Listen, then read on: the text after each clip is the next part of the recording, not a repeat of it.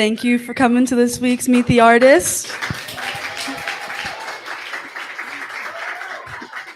Meet the Artist is made possible by a generous grant from the Arnold and Augusta Newman Foundation. I have one announcement before I introduce our speakers tonight. Fall classes are live and they are filling up quickly. So I encourage you all to take a look at some of the classes that are being offered, and you can find us after the talk if you have any questions. Without further ado, tonight we are thrilled to be joined by Morgan Gwenwald and Ariel Goldberg. The pair will be in discussion around Morgan's wide-ranging documentation of lesbian and queer grassroots organizing in New York City in the 1970s through 1990s. Morgan Gwenwald is one of the small group of lesbian photographers who emerged during the early days of the gay rights movement. Her goal was to show the world in which she lived and the women who populated that world in personal and loving detail. Her photography ranges from documentary and portraiture to the erotic. Her work has been included in many publications and exhibits, including Art After Stonewall and Images on Which to Build. Ariel Goldberg is a writer, curator, and educator devoted to trans and queer lineages and lesser-known histories of photography. Their exhibition on photography's relationship to spaces for learning, Images on Which to Build, 1970s through 1990s, was on view nationally from 2022 to 2024. Goldberg was a 2024 Diamondstein and Spielvogel Fellow at the New York Public Library to support their book in progress on queer and trans image cultures of the late 20th century. So please help me welcome these two amazing artists.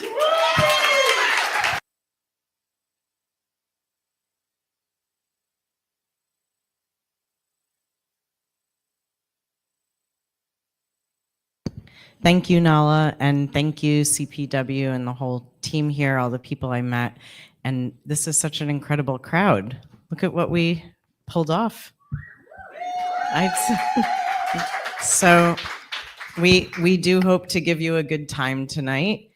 And we have been meeting throughout the week to plan this, but also this is a little bit of a redux and a reshuffling, adding some new images, but it sort of follows a nice arc of, since 2018, Morgan and I have been in conversation about her incredible photography, and we have a lot of exciting topics of conversation to dive in and both go into some really cool images and how they were made, and hear more about your practice, and so that you can leave tonight and really feel like you've met the artist, as the title of the, so. And there will be questions at the end, so. Yes, Yeah. and how's sound and people feeling okay? Bathrooms are nice. This is a beautiful new building, so. I'm saying the bathrooms here are really, They're stunning. They're stunning. Yeah. They're almost Morgan as gave good me as a the tour. graphics lab. So the photograph that's on our title slide is one of Morgan Gwenwald's greatest hit photos, but it's sort of taken in isolation from a triptych that is called Butch Femme Picnic, and there's a non-traditional spelling of the word femme here. It's Joan Nessel's spelling. So Yes, that's fellow. how Joan spells her femme, so since that's her, that's how we spell it in this series. So Morgan's work spans a lot of documentation of community organizing, and specifically community-based archiving and history work, which, oh, beautiful. Okay, wait, we have to look at this photo again now under these lights. So there's this image from Butch Femme Picnic, just to go back to it real quick, was originally published in the Sex Positive magazine that came out of the Bay Area in the early 1980s, called On Our Backs. Is that? Yes. Yes, that is correct. And we're gonna show some photos from activism, community organizing in lesbian, gay, trans, queer, bi, New York City area adjacent, especially through the Lesbian Herstory Archives, where Morgan was the photography archivist and also did a lot of other photography related activities. And this is the way that we met together was that I said, I want to include the Lesbian Herstory Archives as one of 6 projects within an exhibition that I put together that was mentioned in both of our bios. So, and that it was called Images on Which to Build. And we included an exhibition that Morgan was a co-curator on with the people in this photograph. Paula Grant is on the floor, Jewel Gomez, and Georgia Brooks. And this exhibition, Keeping On, Images of African-American Lesbians Inside the Lesbian Herstory Archives, was first on view at the LGBT Center, and it was mounted on foam core boards, and the editing process for this is being documented by Morgan, who's not in the photo, but was very much about the production of it. And Morgan also built a thing called a darkroom. And because this is such an incredible active school and studio process making place, classes are here, darkrooms. I just got a tour of the digital labs. I'd love to hear a little bit from you, Morgan, about this period and what it was like building a darkroom and producing work for the Lesbian Herstory Archives. Sure. And you did a lot more than just exhibitions, but that's a little taste. And I'll go through the time period and show some slides too. Okay. Well, I would just start by saying that I always had a dark room in my life from the time I was in undergraduate school, whether it was something I built into a corner of a room without any water or anything, or I had a little more space or a bathroom I could use, but always. Which is critical for my work, that I needed to be able to control access to the negatives, to the prints. I could not use commercial labs because of the nature of a lot of the work.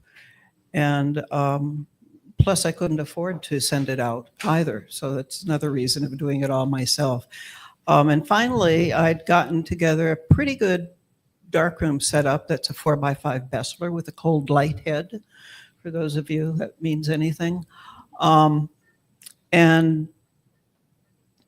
there was space at the archives when we bought a building in Brooklyn. So I talked to the rest of the coordinators and set up shop there with the idea that I would be teaching anyone who wanted to learn photography down there, but everyone was busy with archive stuff and didn't really want to do that. But I worked there. And so it was very convenient when we needed images for the newsletters or other things. I could shoot them, print them, get them out really quickly. And eventually, I moved up to Woodstock. I still had this dark room, and I set it up, and I realized that I probably wasn't going to do any more wet darkroom work. I could walk into a darkroom and taste fix without touching anything. And I thought, that's probably not really good. And maybe it's time to get into the digital photography thing, which I resisted for a long time. But you're interested now. I heard you're taking a Photoshop class, and you're using. I'm interested. I retired recently, and I'm totally interested in anything photography. I've been doing things like cyanotypes and platinum palladium, some things I'd never done when I was in art school. I did a lot of photo graphics with silk screening, but it's just been a holiday time ever since I stopped going to my 9-to-5 job. And I've also got thousands of images to work with. Okay, we gotta show the people some of these images that you've been digitizing. And so just to say, these 2 images were inside Images on Which to Build. And these are the other projects that were in that exhibition. So the Keeping On, we basically made an exhibition version of an exhibition that Morgan co-curated and toured.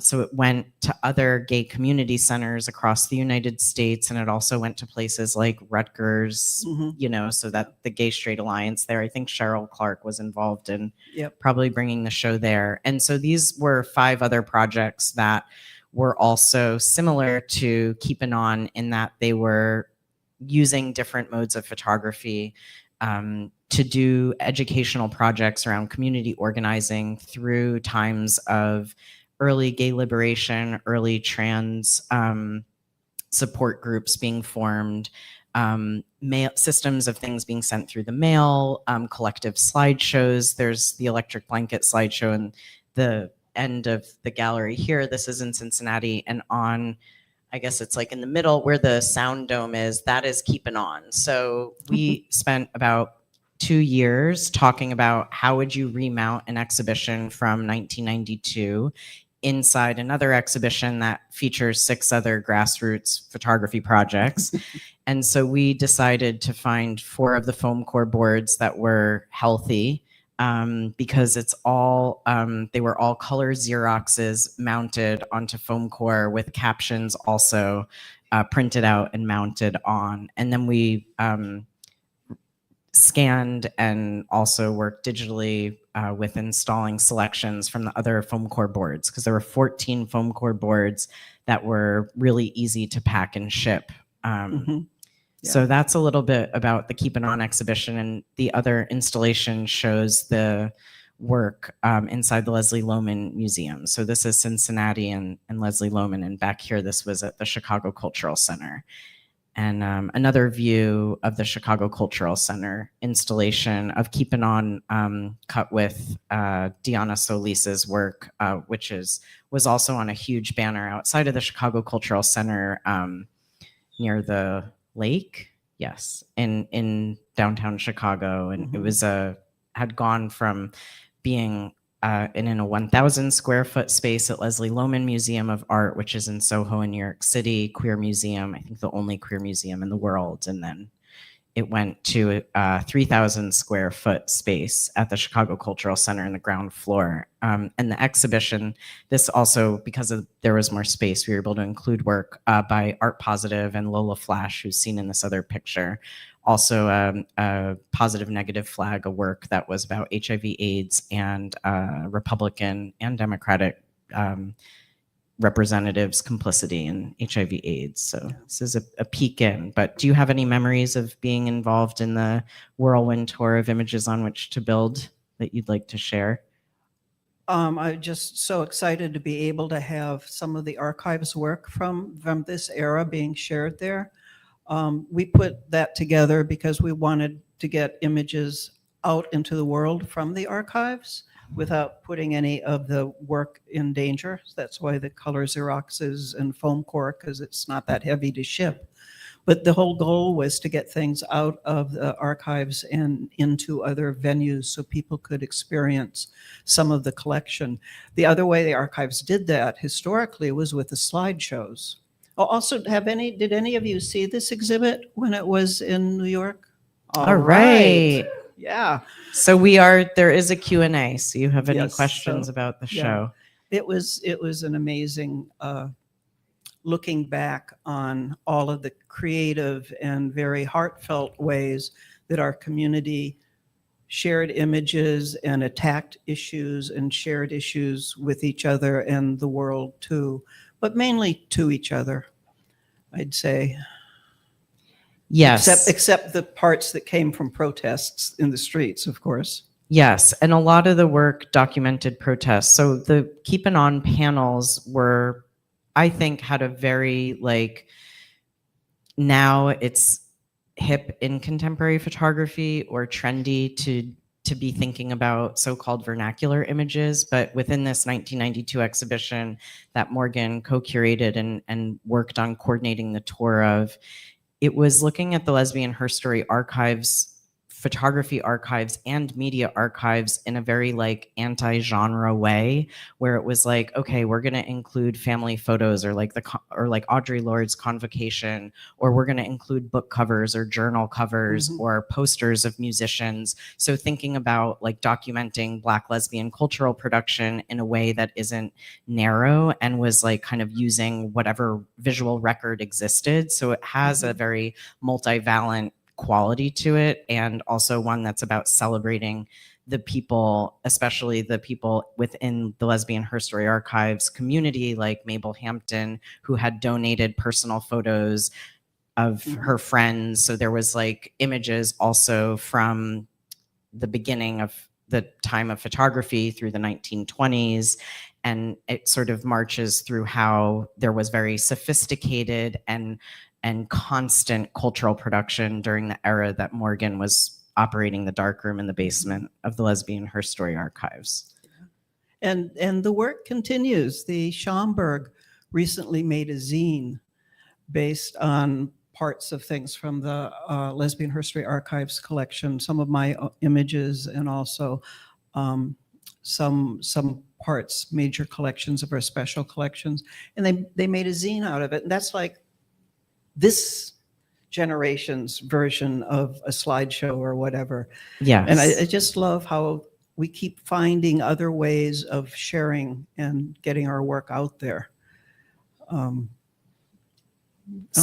Okay, here we go. We're switching topics, but not really.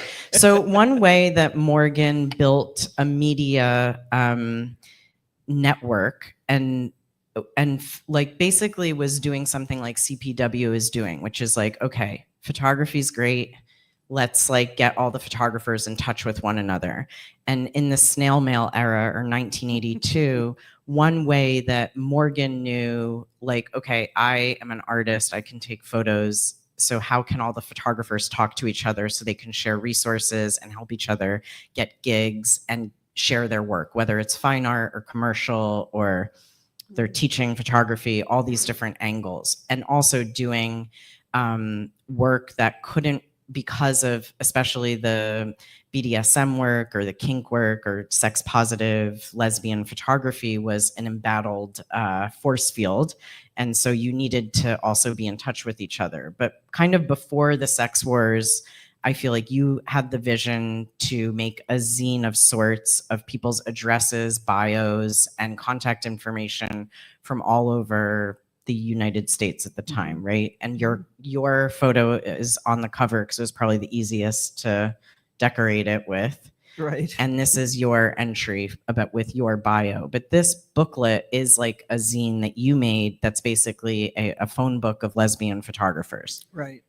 So you want to speak, and I don't want to. You know, I never really heard back from people about this, so I don't know if it was very successful as an outreach effort or not. That's a good question to ask. Yeah, I'm not really sure. Like who connected through it? Who connected through it, if anyone. Yeah. But the gesture, I think, you know, I've seen other photographers that I've been in touch with and that are in the exhibition, like Jeb is inside of this. So we know that there was some contact, Joan Byron. And there's something about it that, with Barbara Deming's money for the Women Fund. That's a really important caption because she was really important anti-war activist, right? Absolutely. And a very inspiring figure. So the roots of community within this. But I think that the Lesbian Photography Directory is important to me as someone who studies your work and loves looking at it and talking to you about it, is that it's very anti-capitalist. And I feel like it's thinking about photography and lesbian photography collectively. And like, how can you basically be, I think, in touch with other people doing what you're doing instead of like competing with them.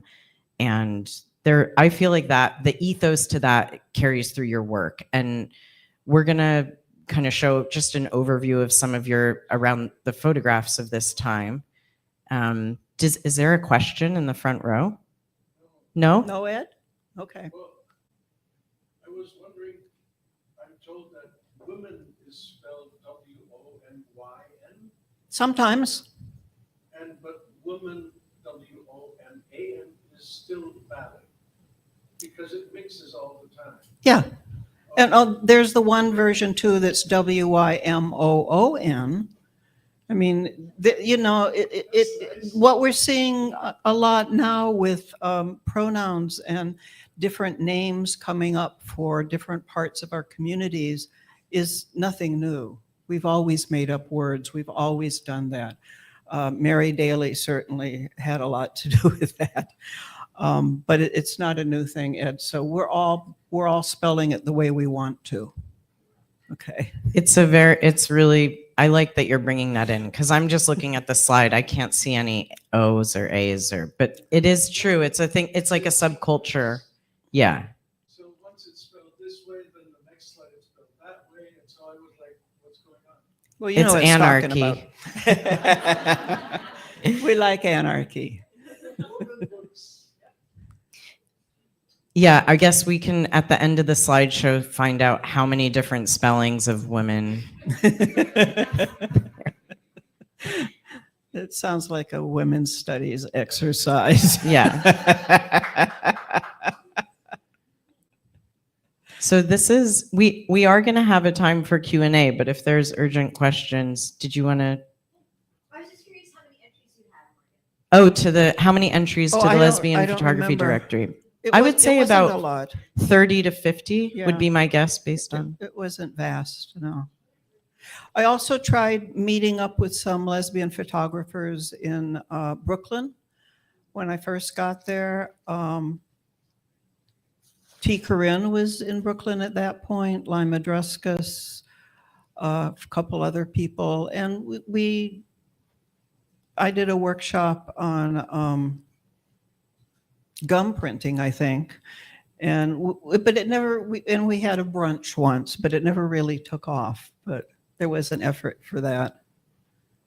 I think even knowing that there's other lesbian photographers out there at this time in the early 80s was probably a comfort to receive this in the mail and to contribute to it. So, but I think the question is, like, what was the impact on this? Like, maybe there are people who met that and you don't know about. Oh, yeah, for sure. So that's a cool question.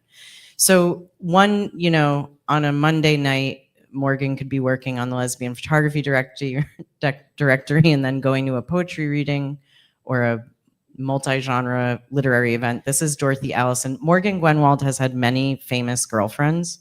I was thinking about this. So Dorothy Allison sadly has recently passed and is definitely one of your famous girlfriends. And we came out of Tallahassee. There we go. With a third person in a lesbian separatist collective. I don't know if we had the word feminist in there too. We might have. That fit at the time. And we moved from Tallahassee to DC and then eventually to New York. And part of the reason of moving to New York was because Dorothy wanted to be a writer and she thought she needed to be in New York to do that. And it would appear she was correct. Bastard Out of Carolina was a pretty important book that she did. But Woman Books was around the corner from the archives on 92nd Street, literally down the block from where the archives was. So there was always this flow of people from the bookstore to the archives for an event or just volunteering, or we did at home. Someone might be reading poetry or something. So there was a lot of this kind of gathering going on. And people sitting on the floor excitedly listening. I love the sort of crowdedness of this reading and also how overflowing the bookshelves were, like the lesbian fiction just on this little tree here. And these bookstores played a very important role in this era pre-computer because they all had a huge wall of a bulletin board where everything was. Housing, dances, fundraising, dog sitting, everything was there because there was no computer you could look at for this stuff. So you'd always go to the bookstore and check out what was up on the bulletin board. Cool. And so I was reviewing key eras in Morgan's life, and Morgan mentioned, which I feel like this event is sort of a celebration of, that you've just retired.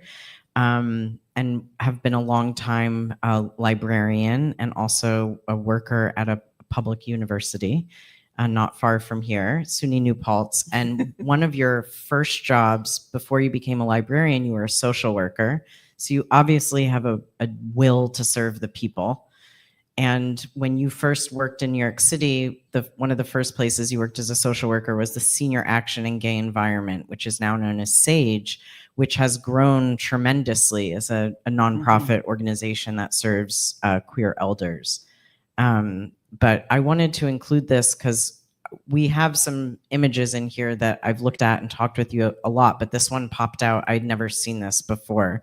So the fact that you documented this also, that they had a storefront space. Can you tell us a little bit about where this was in New York City and what this Sure. job was like? Are any of you aware of the Gay Center in New York City?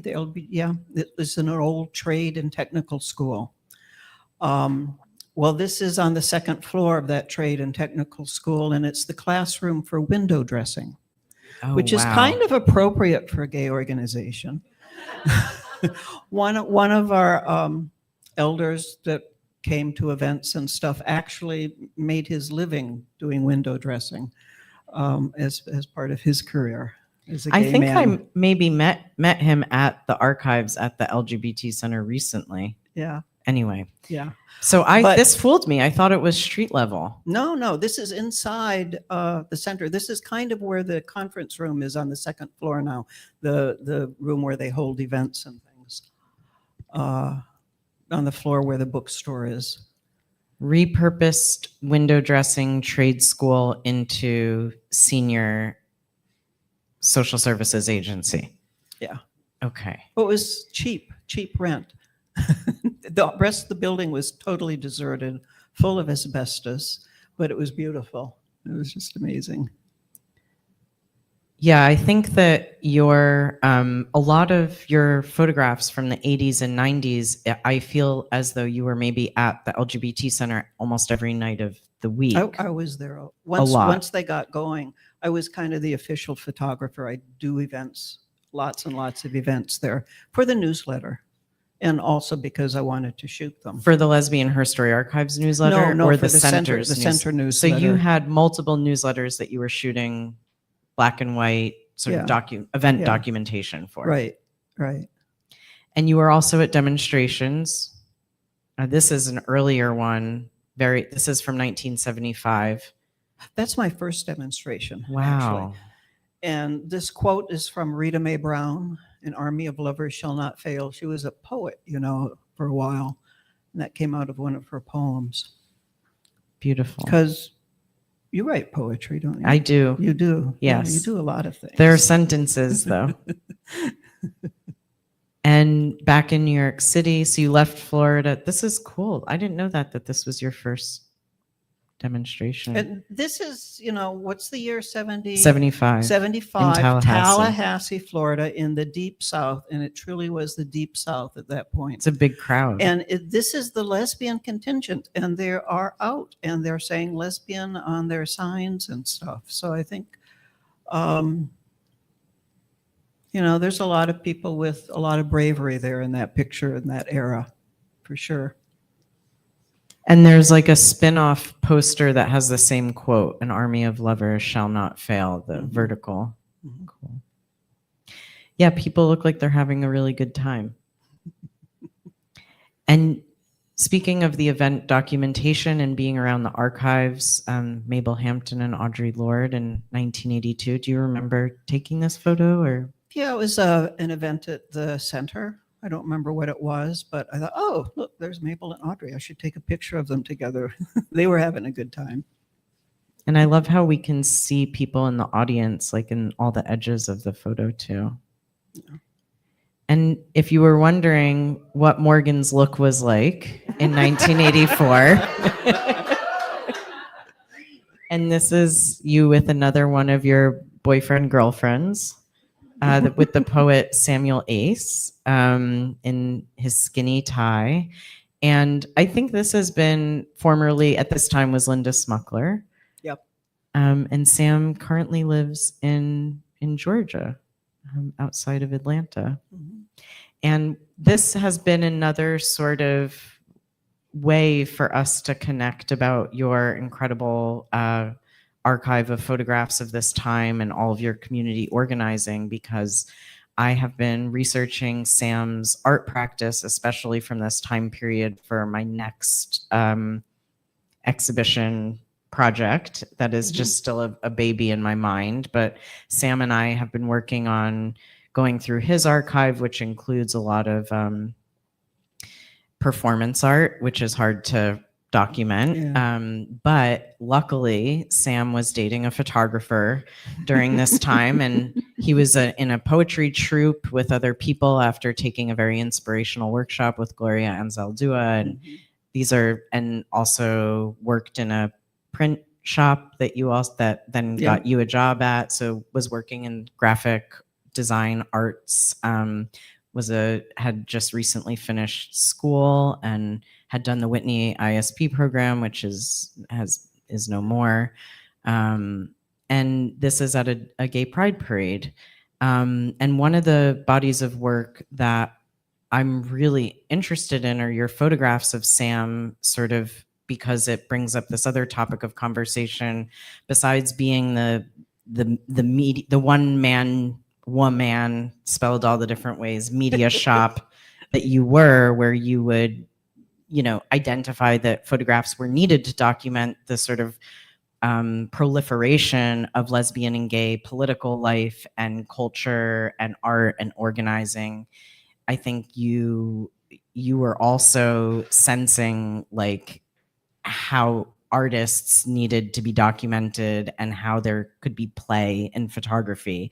And you have images of a lot of trans people who were living in gender nonconforming ways, but were not, it wasn't necessarily a part of the language as it is now. Right. And how, not just for me, but for a lot of other trans and queer researchers, whether they're studying the Lesbian Herstory Archives or the Barnard Sex Conference, or any sort of photographic records of how trans people were embedded inside of lesbian and gay communities at the time in the 80s and 90s, your photographs have been this incredible resource for us. So these are, you not only have photos of you and Sam like at demonstrations and pride marches, but also I think these photos, I had never seen anything like this, where there's like a trans dykey lesbian, somebody that is now a trans man, like at the West Side piers, because a lot of the photographs at the piers are often of cis men, cis gay men having sex. And this image, I think on the left, appeared in Jonathan Weinberg's book Peer Groups, but Sam wasn't identified in it. And so we were able to have that connection too. So I'd love to hear you talk about your photographs of Sam and the West Side. Well, Sam and I had lost touch. They moved out of the city and then west, and I hadn't been in touch with them for a long time. And through knowing you, who was good friends with Sam, we got reconnected again.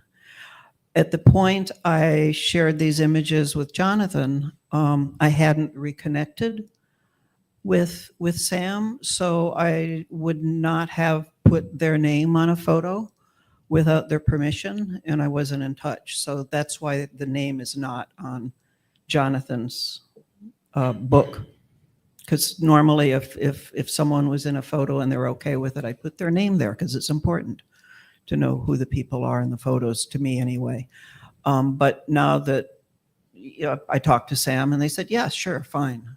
I had releases, but it's a different thing when you're putting names attached and it's going into places that are in the current digital media culture, which is different than when I was shooting these, which was all paper and written releases. And the only places that would publish me anyway was the queer press or the women's press. And everyone was like, oh, my parents will never see me there. But famous last words. Famous last words, yeah. But I also think these photos, I mean, they're not really about Sam, like this, for example, this diptych or even this one, because we don't see Sam's face. So it's, I mean, now I'm sort of titling it this way, but you bring up an interesting point about like why one would withhold a name. And that was actually a lot of people probably when you were doing the newsletter work.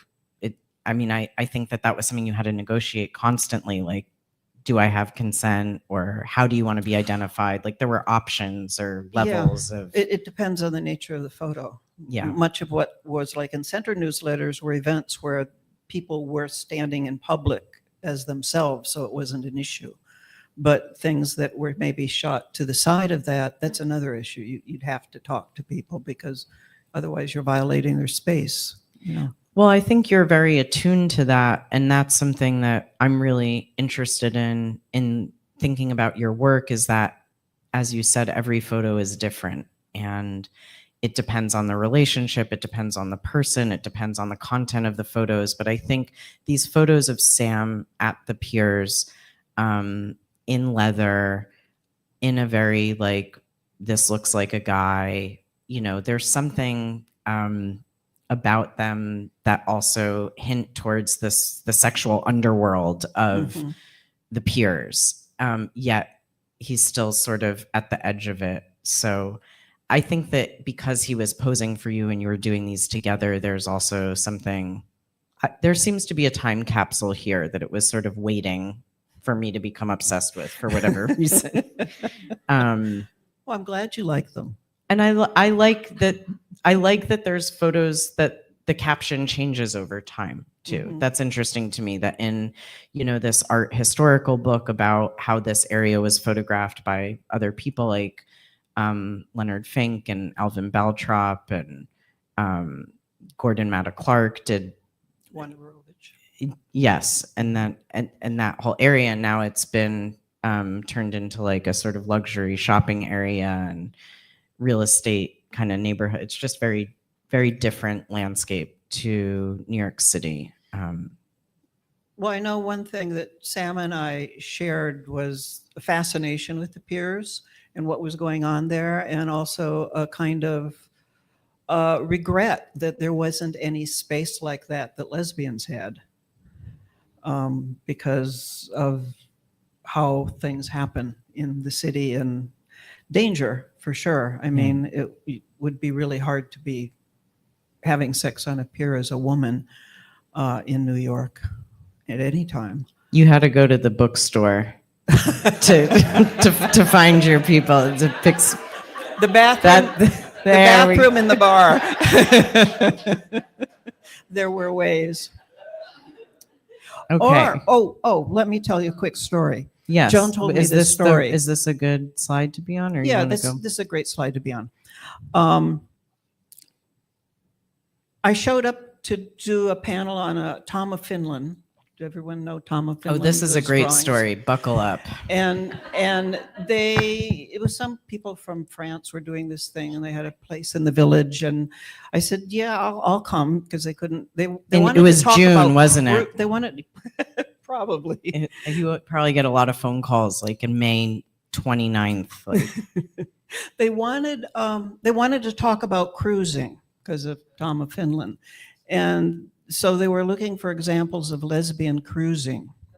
And I was like, So I called up Joan Nessel, who was in Australia at the time, because she's expert on cruising, and said, you know, and she said, oh yeah, at the beach at Reese Park. Jacob Reese, yeah. Yeah. You'd go to the dressing room, and there might be a woman there carrying a very large shopping bag. And it was kind of a signal that, and you'd go into the dressing room together, and one of you would stand inside the bag, because anyone walking by would just see one set of feet. You heard it here. So everyone was like cracking up with this, and then The original IKEA bag. We used to do that in the dressings room at some shopping center too. And other people. Yeah, the same strategy. And then the clip of Morgan telling the story went viral. Do you remember that part? We have to find the Zach's tweet. the one who called me up and said, Morgan, you're gone viral. Do we have, let's send it to all the registrants it's kind of incredible. You did a great job telling the story then and now. Oh, thank you. Yeah. But it's Joan's story there's so many stories from that beach. But it's I think amazing. you did document a sexual culture that was emerging and had not been visually represented. And so Joan Nessel is in the photo, the very opening slide of the Butch Femme picnic. And this is one example of how, like, these photos may not look sexy, but actually this is one of the most decisive events in 1980s lesbian culture, was this day where there was a academic conference about feminism, and the theme that year was sex. And there was a real split between the anti-porn feminists who are wearing these t-shirts that say against S&M or for feminist sexuality. And Morgan was sort of with a camera there and documented the whole day, and that there was this real rift within lesbian feminist space. And these are some photographs from that conference that have been written about a lot. And what's incredible is that you're showing people showing up who didn't agree and debating and holding microphones when there's no mic holder here. And then the after party at the archives with attendees. It was more of a recovery. A recovery, yes. So can you tell us, like, what were all these, and this also iconic photo of Deb Adele shot on the same day. So this is the what happened at the sex conference, and what was it, you photographing it? Why are these photographs so important?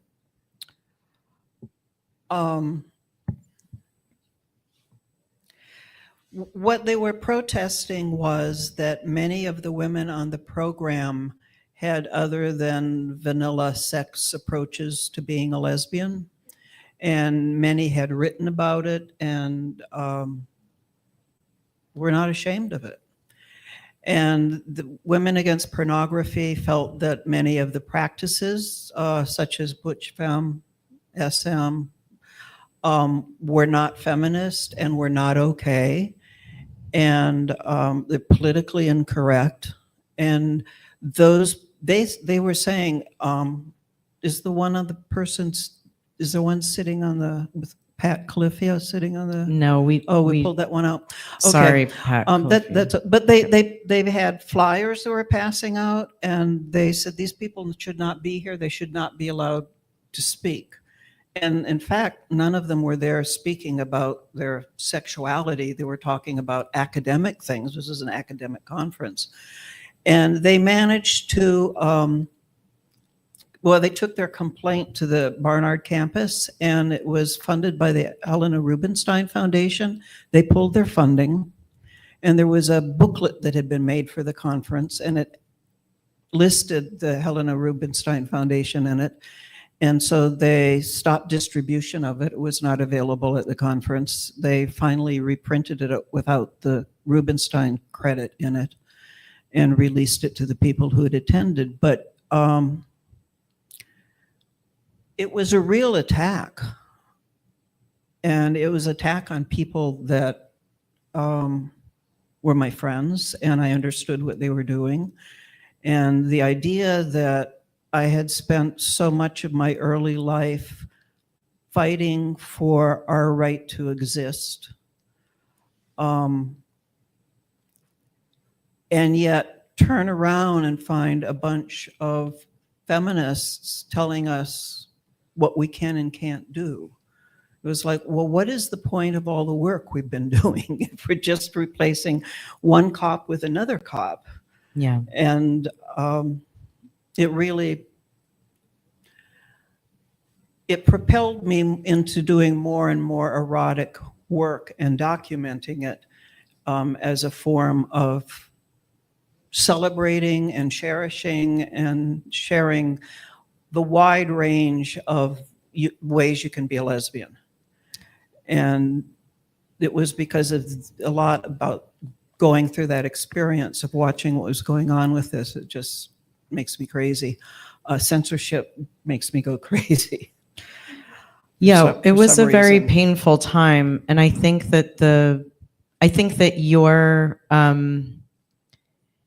desire to accept and and visualize as much lesbian or, porn or erotica or different sexualities and sexual practices, as opposed to being fearful and censorious and trying to repress it, that your vision and the people that you were fighting with, like there was a big petition after this conference, and it was a pretty blunt force attack that tried to stop the circulation of these images. And this was not an isolated attack on sex positive thinking or thinkers or image makers. It was also happening with the places that were publishing you, like On Our Backs magazine. It's not my favorite, but it's a telling story that like inside bookstores that sold On Our Backs, there was an incidence of people trying to deface magazines that would have your photos or photos of your peers who are also like T. Corinne or Della Grace Volcano, like other photographers making work that was honest about the sex lives of the people in their life. And Morgan was, I think, one thing that I was reflecting on that I don't know how this hits with you in looking at some of this erotica work, and then we'll close and open up to questions, is that I feel like throughout your career, and especially at this moment when you're looking back on decades of photography and organizing, is that you had a way to hear what the people around you and the larger lesbian community might need or want, and what you can't necessarily see in this documentation of academic conferences or even t-shirts that say against SM, is that there wasn't like enough images out there of the sex lives like Sam at the Piers or the Butch Femme Picnic or the women trans non-binary version of the Hanky Code, and just the leather scene in general, or people having a desire and coming to you and being vulnerable enough to talk to you about what they would be willing to pose for with you. And you made a body of work to answer the need of like proving that like these sex practices that are not vanilla sex are also important. And and now there's like, I feel like that your vision and holding strong to that has now there's tons of images, right, like flowing of lots of different sex practices over every platform imaginable. But it's important to think about how you were it was not a popular position, and you were embattled in terms of funding and spaces, and you had to make your own spaces, and you were always there ready to provide images. So like your images are on the cover of both of these really important books, one from 1992, The Persistent Desire, edited by Joe Nessel, co-founder of the Lesbian Herstory Archives, and also this Coming to Power anthology of BDSM sex writings. And since everybody's wondering, can we see some more of these images? This is just a small sampling, but the really big news about you as having retired from your 9-to-5 is that you are working on 2 book projects, because I know there's more than just some of the images I've seen from this time period that you're working with and thinking about bringing back into the world, decades later. So can you tell us a little bit about your book projects on this? Sure. Okay. I've been in touch with Joan off and on in Australia, and we call every so often, and she got off on this tirade one day about, you need to do a photo book. And I was like, yeah, someday I should do a photo book. She said, no, you need to do one now. You really need to start doing a photo book. And I will coach you. I will call you every 2 weeks, and we'll talk about it and what you're doing and what you need to do, which is like putting together my archives, organizing things. Anyway, I was like, okay. I said, okay. I was still working then. So I didn't have a lot of time to do it. But, and I had a friend in Brussels who I'd met when they were working on their PhD on lesbians and photography and had come to the archives. We talked about work. I shared work with them. And they said, I would be happy to help you on a book project. And they're like a really good curator. So you have an editor. So I have an editor. And you have a friend who's nudging you. Yes, and I have a student that I met at New Pulse who's my scanner, and she's here tonight. Oh, thank you, scanner. Meg is just a wonderful circle of going around. So I have someone in very different, the person, Julia in Brussels is in her 40s. And Meg is much younger. So and you've Joan created a is much older. multi-generational. And getting feedback and talking about these images. I've got like, I guess, close to 80 some selected at this Wow. point. So it's advancing. And you're taking a class here on bookmaking. And this Great. is the thing is next week, I'm going to start working on making a photo book, the 10-week course that is offered here. And I'm very excited about that. But this is the body of work I'm going to be working with because I really don't know how to make a book or look at how to do. I don't know how to do that. It's a different thing than making a photograph. It's not easy. And But you can. You're going to be great. It's going to go great. It's terrifying also, but you know, it is time. But all these people here are going to be, I think, very excited to see this book come to fruition. So we're all you. cheering. So these are, I also totally new photo for me in your, I have seen only a fraction of this, just what was like published in On Our Backs and Coming to Power. And another book of yours I just want to shout out is going into the documentation of the Lesbian Avengers, which this is one of their iconic images. And Morgan recently lent me this photograph to advertise a class I was teaching about art and organizing and activist projects. And the Lesbian Avengers are still helping a lot of Palestine organizing right now, and also did a lot of Trump 1.0. Alexis Danzig does civil disobedience training from like start to finish. And they also eat fire. Morgan caught that photograph. And this was of a different era, sort of once the Lesbian Herstory Archives got their building and early 1990s, past the epoch of the sex wars and more into long-term HIV/AIDS support and organizing.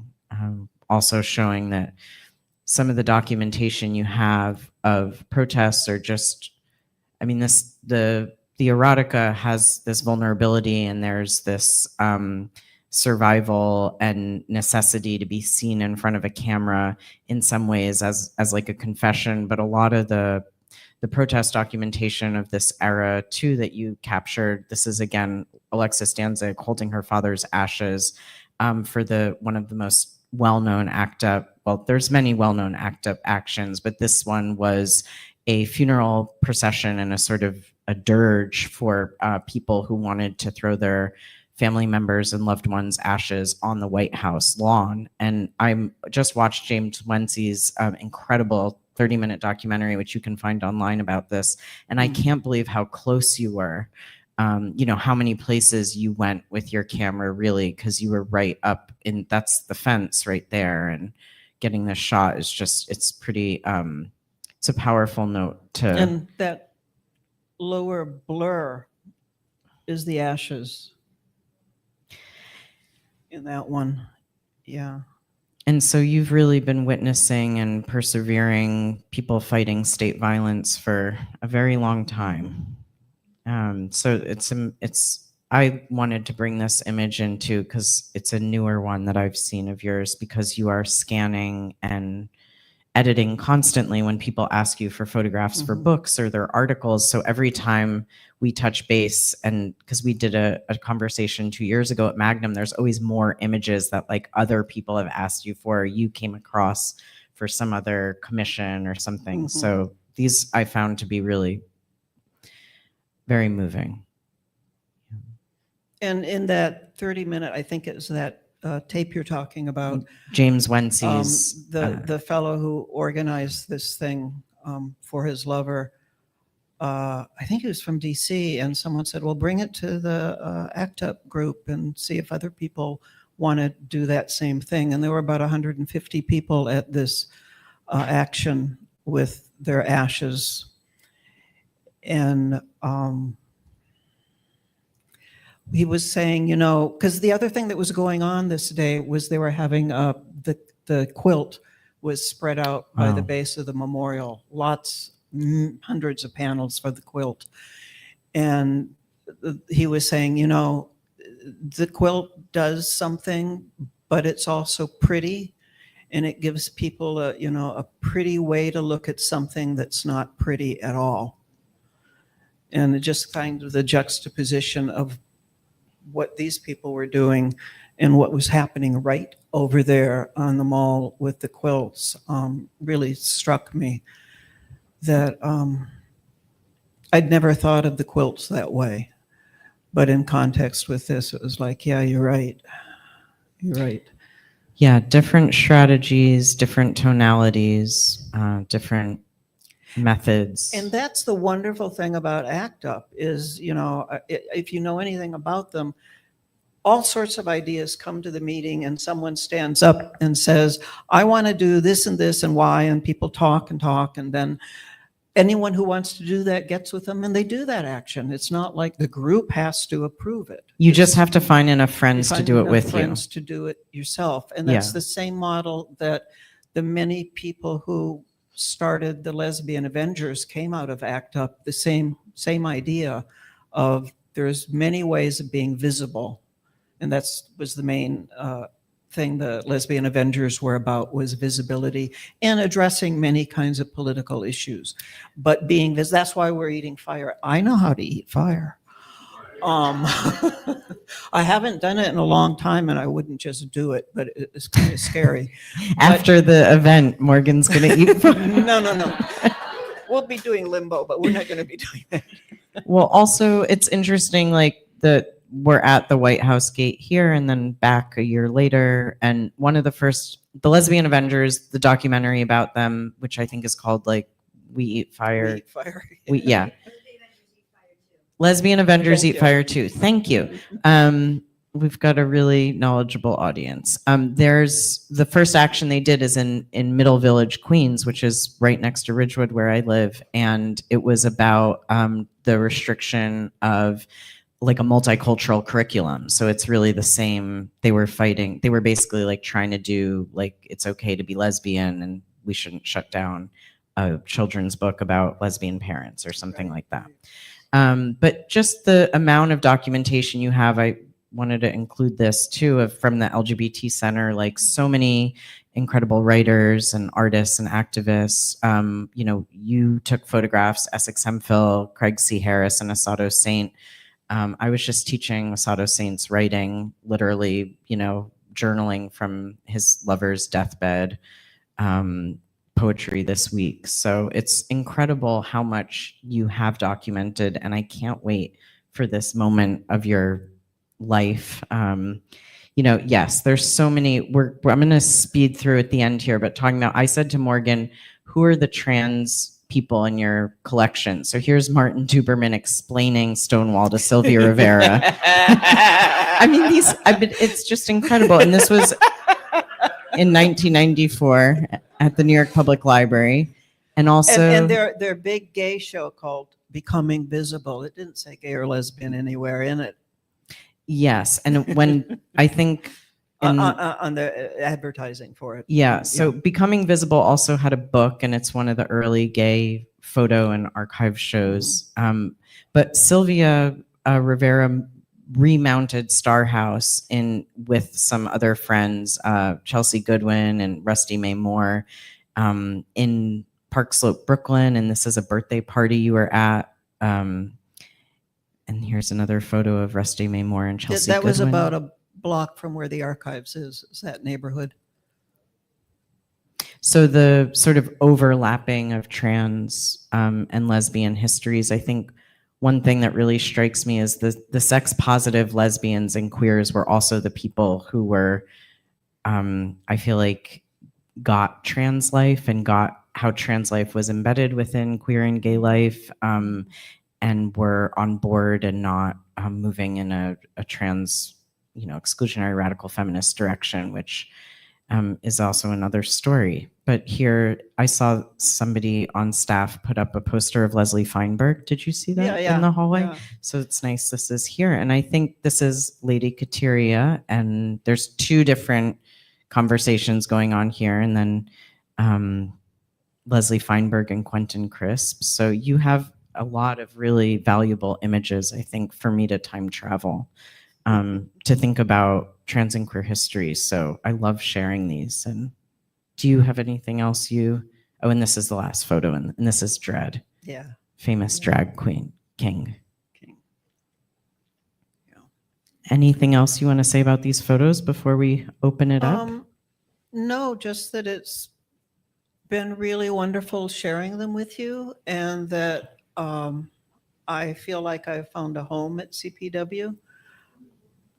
I feel like I have found a home at There CPW. were some awes, And there we go. it's a wonderful tool and a wonderful place to be, and having you all here is amazing to me. Most of my work and conversations have taken place in a very closed environment. I mean, there's a lot of queer people in the audience for sure, but it's in an open public place and part of an institution that's for everyone. And it's nice to feel like there's safe space for me to be here and share my work. So I really appreciate that, especially at this time in what's going on in our country. It's so important that we support each other in all of our parts of the community, because we got to. Bad things are coming, and we need to build coalitions and have lists of phone numbers and know people that have things and know stuff, and be ready to take care of each other if it keeps getting worse and worse. Anyway, on that happy note. Yeah, we're open for questions. Morgan, yeah, especially, I'm sure someone has. Yay, Morgan.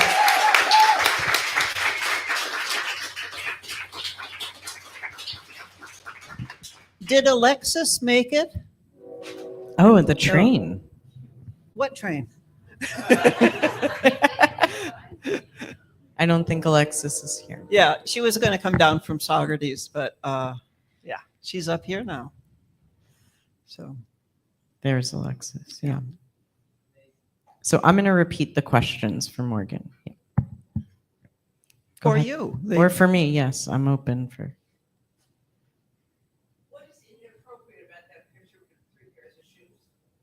What picture is Oh, I did a few images Is this the one that were you're? about political correctness. And if you flip back one, these people sitting in that chair and around there's Amber Hollabaugh. She was one of the people who was trashed, and Esther Newton and Sherry Moraga. They were all part of the problem for those people. So I was. They were sitting there- attacked by I the was- anti-porn So I was feminists. sitting Yeah. there taking pictures of this gathering, and I was attracted to the shoes. And it struck me that they had a wonderful selection of footwear. This is the era of fry boots, very popular amongst the lesbians. And that's Amber. She's just getting to know Esther at this point, sitting in her lap or next to her. That I think she's got the cowboy boots. But the whole concept of, can you find the politically incorrect feet in this picture?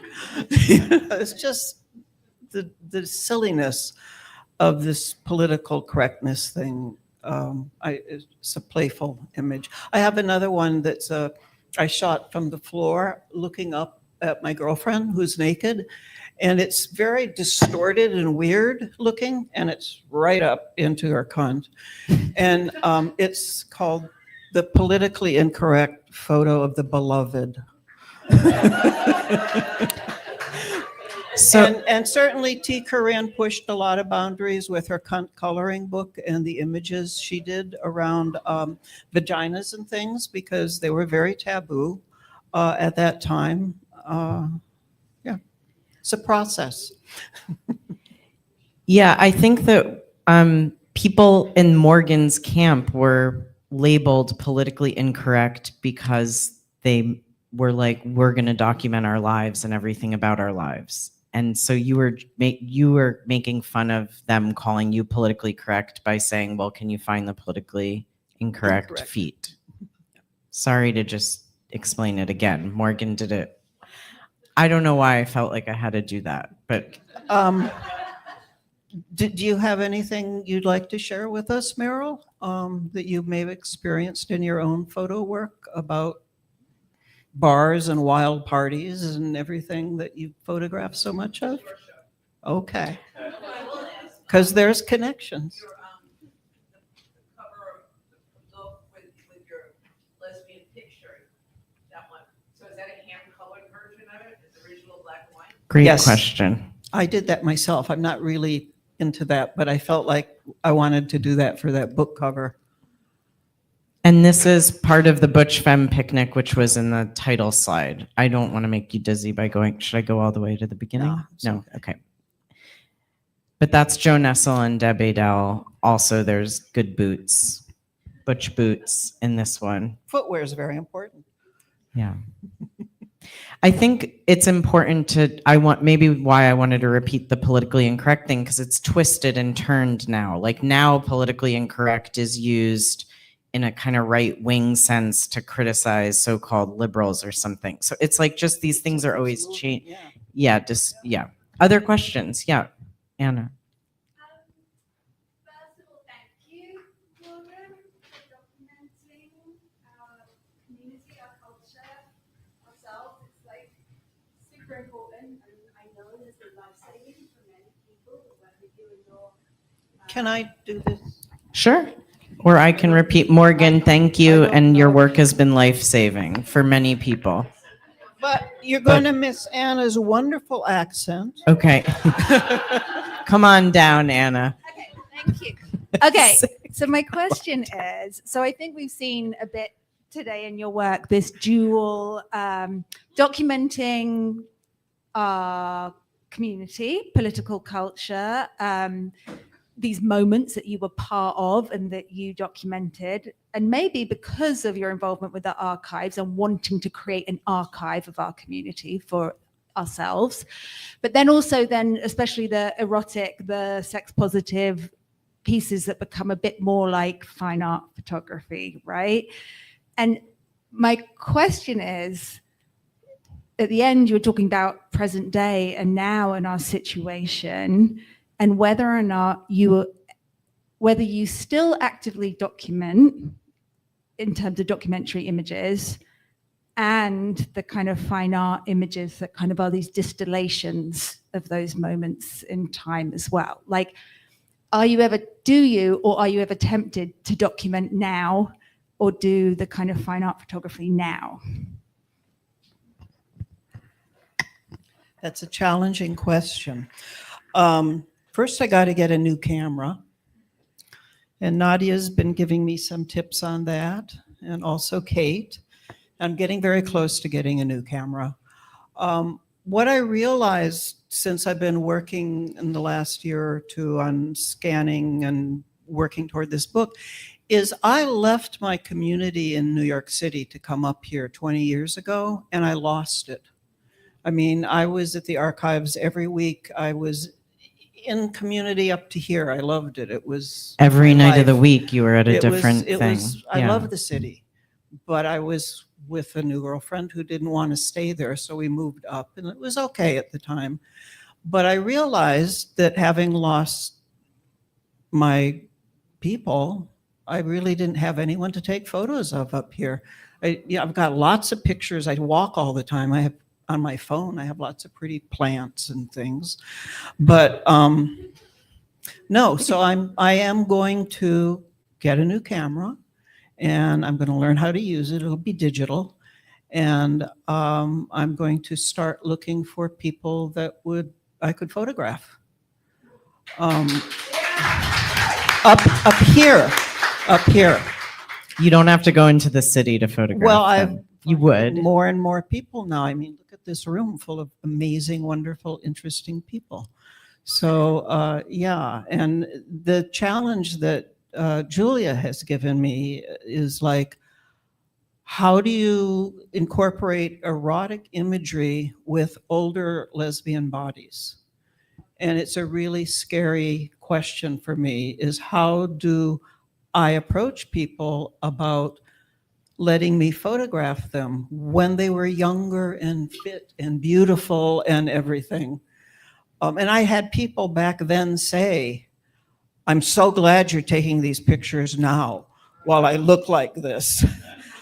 That we have such a taboo in our culture on aging and what aging does to our bodies. And rather than celebrating and surviving, there's all this shame wrapped into it. And I'm expecting to encounter that as I try to find people that I can photograph. But I'm working up to it. It's going to take a bit, and I've got a couple people I want to go talk to and see how it works. And it has to come out of a process of working with the people I'm photographing. It always has. It's not just been me doing something, but working together with people in this actually documentary photography, most of my erotic work. It's what people do. You know, it's live. So thank you, Anna. I Yes. can't wait for that project and for it to unfold however it does. And I think also this photograph, Butch Femme Picnic, somebody has turned the one that's on the cover where it's just the legs into it. It's a tattoo on someone's leg also. So it's been so influential, and I feel like you're the perfect person to do that sort of work. So I just am excited for it. That's all. There was another question. Yes. I'm curious. Should we go back? No, I'm going to repeat it. Okay. Yeah. I'm curious in the development of your communities or your senses of community at the time that you were documenting it. If you were generally meeting people for the first time with a camera in hand, or if you were more so sort of fostering those connections before ever starting to photograph. Like, were you expanding community? Do you mean in the erotic work or just generally? I would say more so in the erotic work, just because it's such a hard dynamic to insert yourself into as a documentarian, and build that trust. So I'm curious at what point, I don't know, I imagine it probably varies relationship to relationship. Yeah. Generally, when you met people for the first time, did they already understand you as a photographer, or did you kind of wait till the right time to introduce the camera? Hold on. I'm going to repeat it for our Oh. streaming okay. When you photograph people, especially for your erotica work, and BDSM and kink and photographing people in your life, did you know them before? Was the camera something that you slowly introduced? Like, how did your relationship as a photographer kind of work with the people that you ended up photographing? Is that okay? Great. Well, in Tallahassee, where I took my first picture of two women in bed together, they were both my lovers, and they're people I take pictures of all the time, not necessarily naked and in bed, but I took pictures of the people around me all the time, doing things, the Women's Center, we started a bookstore, just all sorts of things. We went out target shooting. And I would just be shooting all the time. So the shift to shooting people in a bedroom setting was not necessarily, I still had a camera. It was not a new concept. And the people were used to me having camera.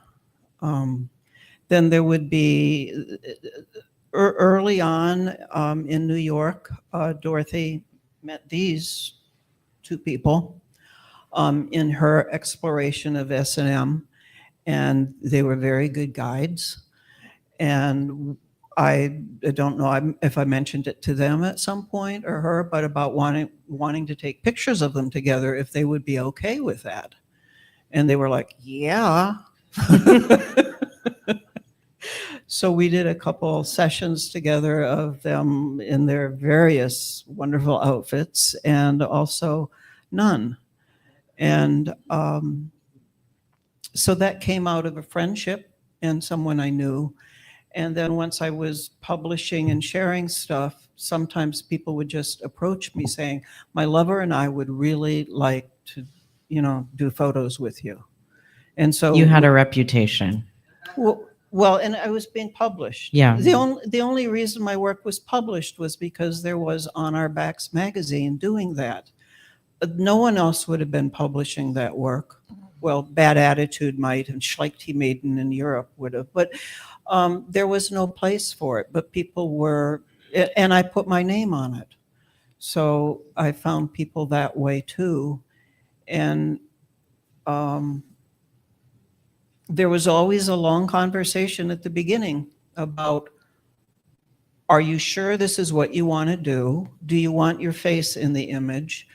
And they were like, oh, it's just going to be in a lesbian magazine. That's fine. That's okay. And I'm saying that's not how it works. Once it's published, the FBI can have it, and they can take it to your place of work. Because, the FBI was doing a lot of shenanigans with people that way around photography. And the fact that I did all of my own processing and printing meant that nothing was ever going to be in a commercial lab anywhere. It would be safe with me. And the other thing that I always have done with those people who let me photograph them is to look at the contact sheets when they're done and tell me which ones they never wanted published or used. So that, because I don't think it's fair to take photos of someone and just say, I'm taking you, are we okay now? I'm going to take your, and they don't get to see them. I mean, they should be able to see what you shot before they say yes. In my mind, that's not consent otherwise. So there was always that step too. And I have notes on a lot of my contact sheets or X's across things to keep track of that. And I got to a certain point where there was one person I really wanted to shoot because she was into rubber, and she had some fantastic rubber outfits. And I thought, oh my God, I've never shot rubber and skin. That would be like such an interesting thing to do. I'd done lots of leather and skin. And so we set up a time, and she came over with her girlfriend, who was not being in the photos, but was there. And she forgot to bring her Armor All, which you use to get the powder off so you get the nice shine from the rubber.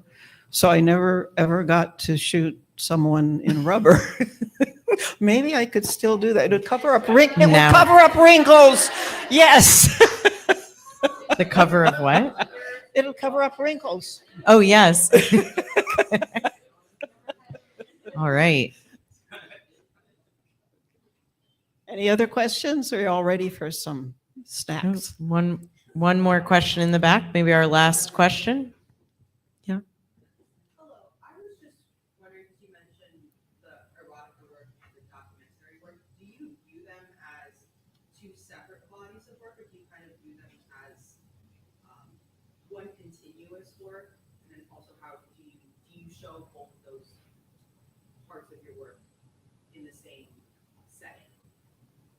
Well, I have here, because I figured this is a okay audience for that, but I did not put in anything terribly extreme either. Can I repeat the question? Documentary and erotica work together, is that something you often do, or can you speak about putting those two genres together, two different bodies of work? Was that it? Yeah, and also if she used them as two separate bodies of work. Yes. How do you see them as separate bodies of work? No. Or okay, no. Not at all. They're all connected. It's all connected, and that was part of my original reason for doing it was because it has to be part of how we represent and how we are visible to each other. We can't be lesbians without having sex. I mean, what is the point? Because that is totally an identity built around being different than the norm of sex. So it's got to be part of it. We know all about heterosexual sex. We grew up in a heterosexual world. But I also feel like I've mentioned that it's documentary work, because I'm often just moving around to people documenting them. Sometimes I'll I really want a picture of your manicured hand holding a handcuff, and I'll give them the handcuff to hold. But usually it is just shooting like a documentary shoot in that way. I think it was what you were saying earlier, is it was all part of your life. Like, you photographed your lovers or started, and then once you were publishing, more people came to you to do the erotica work. But to you, it was like going to an event at the center that like Essex Hemphill was reading in and taking a picture. Like, you were bringing your tool and your ability to make a beautiful photograph and the importance for a record. Like, you weren't like, and now I'm like the erotica Morgan, and now I'm the like protest documentation Morgan. And in fact, people I had photographed in an erotic context, sometimes they would have the patience to let me photograph them in an art way, as nude studies or things where it was much more thoughtful and I was arranging lighting or doing it outside or something. But they were the same people that were willing to stand there in the cold, covered with mud, drying on them, so I could get these wonderful pictures of mud drying on skin and breasts and stuff. So it's the same body of people too, in a way. That supported me that way. I think that the people who've let me photograph them are incredibly brave people. And I really respect that they're willing to take that risk and go down that road with me. I think that's a really great place to end. And I got some nods. So thank you, Morgan.